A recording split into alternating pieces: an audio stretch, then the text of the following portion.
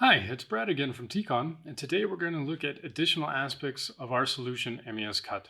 So specifically, we're going to take a look at a work center from the mill industry. In this case, it'll be the paper machine PM1. So let's get started. So looking at the screen, you can see we have this tile for the PM1. We'll click on it to open it up, and it automatically opens up a personnel registration field. So you can log in here. There's various different ways to do that depending on the company. It can be, you can scan it via RFID if you have it, or you can manually enter it, or you don't need it at all if you don't want to have it. So we're going to log in.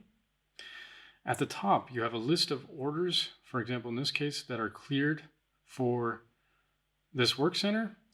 But in other cases, you can actually have maybe via work order, have an employee scan a barcode and it would automatically populate the order number. So we're going to activate that. Right next to the order number, you then have some additional information pulled from the production order regarding this order number. You can expand it, so there's additional information available to you, and this would always be open to the user as they go through the various production steps. Below that, you have kind of a tabular setup. So here's the first one, it's the output. It's where you enter in the production quantity. This can be read via meters as well if they're available.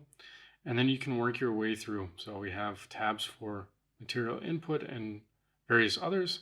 I will go into more in-depth detail on several of them in future videos, but just so you can see, there's time, waste, energy, defects, QM inspection, machine data, list of sets, production tools, and PO details. And you'll see in future videos also other work centers where other tabs are available.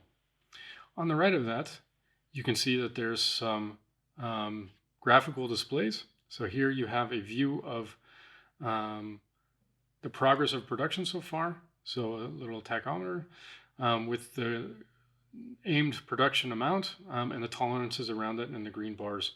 Below that you have the OEE, and here you have a field for data import from various different interfaces.